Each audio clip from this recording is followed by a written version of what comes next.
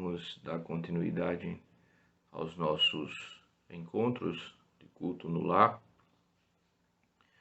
Vamos refletir um pouco sobre a vida cristã e o que a gente pode extrair do texto de Hebreus. Hebreus 3, 12 e 13. Vamos ler esse texto. Tende cuidado, irmãos, jamais aconteça haver em qualquer de vós perverso coração de incredulidade que vos afaste do Deus vivo. Pelo contrário, exortai-vos mutuamente cada dia, durante o tempo que se chama hoje, a fim de que nenhum de vós seja endurecido pelo engano do pecado. Vamos orar? Santo e eterno Deus, nós te agradecemos, Pai, por mais esse encontro, por mais esse privilégio de meditarmos nas Escrituras Sagradas. Fala aos nossos corações e nos edifica através da sua palavra. Em nome e por amor a Jesus oramos. Com ações de graças. Amém.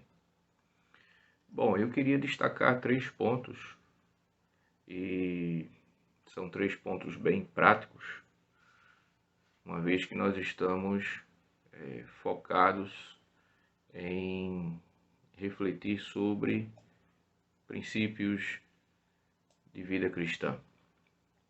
O primeiro deles, que se encontra no texto, é que nós devemos ter uma vida de vigilância, uma vida com cuidados, uma vida de atenção. Ora, isso deveria ser algo muito natural, uma vez que nós precisamos estar atentos em todas as áreas das nossas vidas, em todos os cenários da nossa vida. Então, nós precisamos estar atentos na hora de sair de casa, de pegar o trânsito.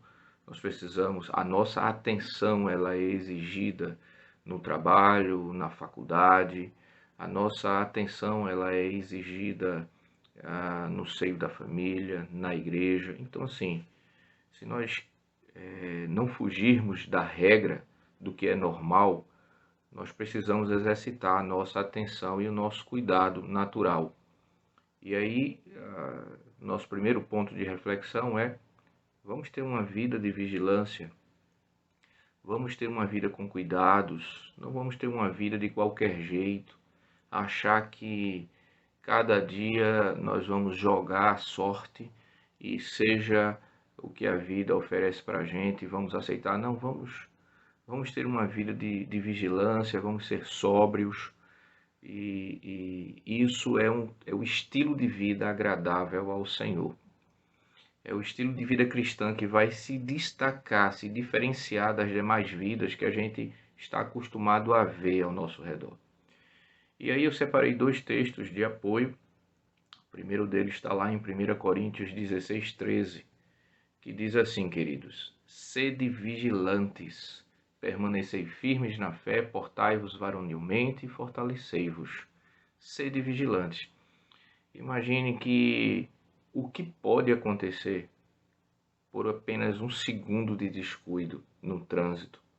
Você baixou a cabeça, olhou para o lado e de repente você está em cima do carro na frente, de repente você ultrapassou um sinal vermelho, caiu no buraco. Então é importante que a gente tenha esse mesmo cuidado e essa mesma atenção com a nossa vida, com a forma em que nós vivemos. Um outro texto de apoio está lá em 1 Pedro 5,8, que diz assim, queridos: sede sóbrios e vigilantes. Por quê?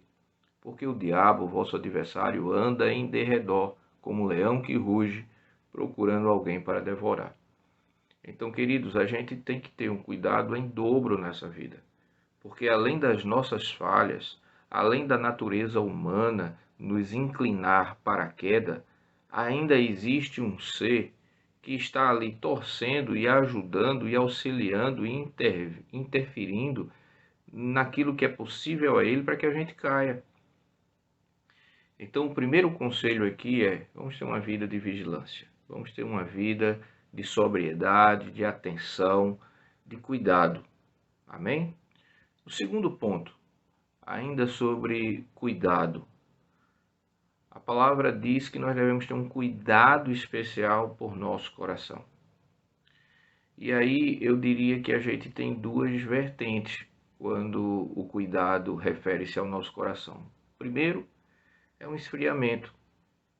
É permitir que o nosso coração comece a se distanciar do amor pelas coisas do Senhor e comece a criar um congelamento em relação àquilo que é agradável ao Senhor. Então, esse distanciamento é algo que deve nos despertar a atenção para que o nosso coração não seja tragado pelas belezas desse mundo. Porque esse esfriamento ele acaba gerando um distanciamento das coisas de Deus. Esse é um aspecto. Um outro ponto que merece a nossa atenção com relação ao coração é para que os desejos do nosso coração não tomem o lugar daquilo que é de Deus. Então, assim, se os meus planos, se os meus projetos, eles estão alicerçados na palavra de Deus e na vontade de Deus para a minha vida, então esses planos eles são aprovados, eles são bem-vindos e eles devem ser executados. O que nós não podemos é colocar os propósitos do nosso coração em prioridade e exigir ou criar uma expectativa de que Deus dê o aval dele, dê o aval no nosso projeto de vida. Então Deus fica como aquele rapaz do cartório que tem a responsabilidade ou a obrigação apenas de dar o carimbo, assinar e pronto. E não é assim que funciona a vida com Cristo. Então, como texto de apoio aqui, eu separei Salmo 101, verso 4, que diz assim, queridos: longe de mim o coração perverso, não quero conhecer o mal. É interessante isso, porque é inevitável que nós tenhamos um coração, mas deve ser uma postura do cristão não querer qualquer coração. É importante que a gente sinta o desejo de afastar um coração que não seja agradável ao Senhor. Então eu não posso criar uma expectativa de ter um coração igual a todos. Eu quero ter um coração agradável ao Senhor. E às vezes nós pagamos um preço por isso, porque o coração agradável ao Senhor não necessariamente vai agradar o mundo. Na verdade, em sua grande maioria, um coração que agrada a Deus desagrada ao mundo. Mas é esse coração que nós devemos desejar. Nós não devemos desejar um coração recheado de maldade, de corrupção e de coisas agradáveis a esse mundo. Um outro texto que eu separei foi Provérbios 19, 21, que diz assim: muitos propósitos há no coração do homem, mas o desígnio do Senhor permanecerá. Ter um coração onde nós vamos ter uma atenção e uma vigilância sobre ele, nos faz enxergar a soberania de Deus. Não é o desejo do meu coração que é mais importante, mas está sujeito à vontade de Deus, que é perfeita e agradável. Então, queridos, recapitulando, o primeiro ponto que a gente deve refletir é sobre o cuidado, a vigilância da nossa vida como um todo. O segundo, estreitando essa vigilância, a gente deve alcançar o nosso coração, que é enganoso, que é corrupto, que por muitas vezes nos pega peças. Então a gente deve ter cuidado com esse coração. Terceiro e último ponto para a gente refletir é que nós devemos alargar nossa tenda no que diz respeito ao cuidado. Então nós começamos a ter um cuidado com as nossas vidas, depois nós estreitamos esse cuidado para o nosso coração e agora nós alargamos esse cuidado ao ponto de alcançarmos aqueles que estão ao nosso redor. Através do encorajamento, da cordialidade, da assistência, que é tão importante. Isso é algo que nós devemos ter atenção. Às vezes nós estamos numa jornada, caminhando, e nós sequer olhamos para as pessoas que estão ao nosso lado e que de repente estão com dificuldade nessa caminhada, que estão passando necessidade, que estão necessitando de uma mão, de uma palavra de motivação. E esse terceiro ponto aqui nos alerta sobre estarmos vigilantes com relação àquilo que está acontecendo ao nosso redor. Então não é só a minha vida, não é só o meu coração, é a vida do meu irmão, é o coração do meu irmão. E a vida dele é muito importante para Deus e, consequentemente, deve ser muito importante para mim também. Eu separei mais 2 versículos, Gálatas 6:2, que diz assim: levai as cargas uns dos outros, e assim cumprireis a lei de Cristo. Então o texto é muito claro. Nós recebemos do Senhor o dom de vivermos em comunhão, em comunidade. A igreja é esse corpo dinâmico, é esse organismo vivo do Senhor. Então nós somos encorajados através da palavra de Deus a cuidarmos das nossas vidas, sem nos esquecer da importância que é cuidar do nosso próximo, dos nossos irmãos. Ainda sobre esse terceiro e último ponto, eu separei Provérbios 3:28. Diz assim: não digas ao teu próximo, vai e volta amanhã, então te darei, se o tens agora contigo.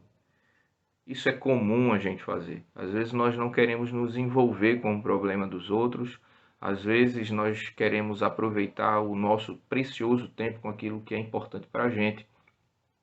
E para a gente se ver livre aí do nosso irmãozinho e dos problemas dele, a gente diz que vai orar, a gente diz que vai pensar, quando na verdade a gente tem a solução naquele exato momento. Ora, o irmão que está passando necessidade, que precisa de um alimento, você vai orar tendo alimento em casa para dividir com o irmão?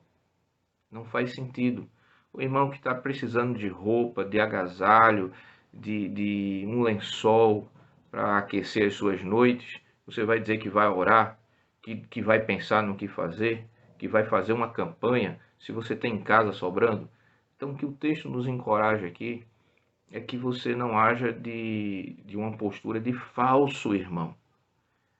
Aquele que cuida e que se preocupa de fato com um irmão em Cristo Jesus é aquele que se envolve, que ora também, mas que age acima de tudo, que se envolve e que assume o compromisso de dividir a carga com ele. Então aí nós temos 3 aplicações para essa reflexão de hoje. Sejamos vigilantes com as nossas vidas. O nosso falar, o nosso pensar, o nosso agir, eles devem refletir a glória de Deus. Segunda aplicação de hoje: guardemos o nosso coração. Coloquemos Deus antes dos nossos sonhos e dos nossos planos. E a terceira aplicação: alarguemos a nossa tenda. Olhemos com carinho para os nossos irmãos. Nós somos todos família de Deus. Que o Senhor nos abençoe.